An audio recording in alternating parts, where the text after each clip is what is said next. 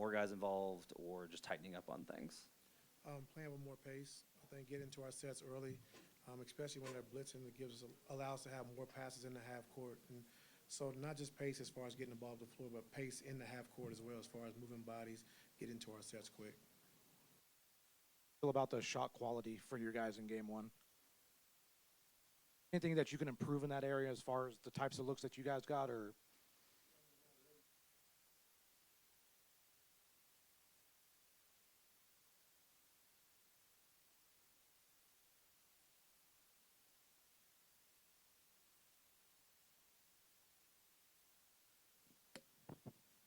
I asked David Alman about some of the things that he tried. And when you look at experimentation in a playoff series, how do you kind of balance, all right, we want to try this, but we want to make sure that it doesn't go on too far? Like, how do you manage that in a game with trying these different things and giving it a chance to work versus not letting it hurt you if it's not working?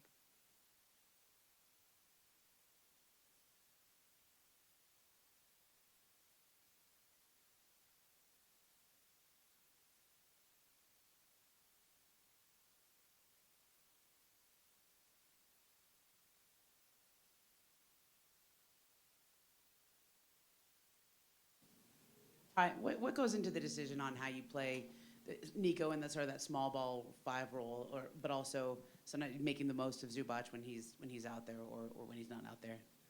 Well, we got to give Zoo a break at some point in the game. And so I think Nico does a good job spreading the floor. I think he's good for us. I think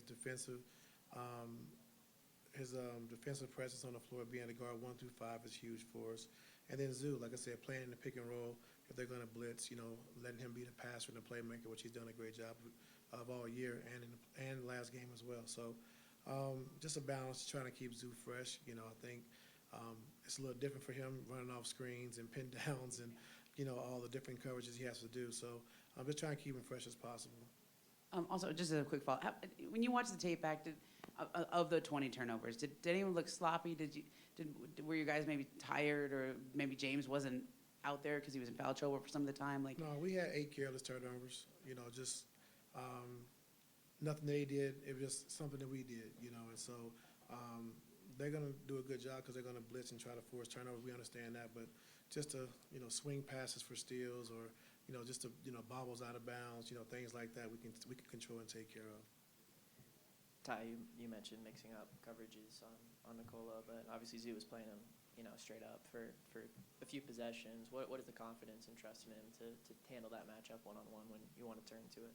Yeah, I like Zoo, on the post guard and one-on-one because if you come double, like you said, he'll pick you apart with his passing. But when we're small, we got to mix it up and read it, going at the right times. But, Zoo has him on the post. We can come at times, but I like what he does down there on the block. Coach, what's the most challenging part of containing Westbrook offensively and defensively? The what? Most challenging part about his game. I didn't hear what you said. What's the most challenging part of taking care of Westbrook offensively and defensively? Oh, just, his energy. I think being able to push the pace. I think his offensive rebounding, like you saw last game, hurt us at the end of the game. And, defensively, understand that, he's going to roam and he's going to make plays on the ball. So we got to be secure and making sure we're throwing and meeting the ball like we did at the end of the game where he just, shot the gap and got the steal. So just his, just the way he plays, the energy he brings every night, we got to meet that tonight.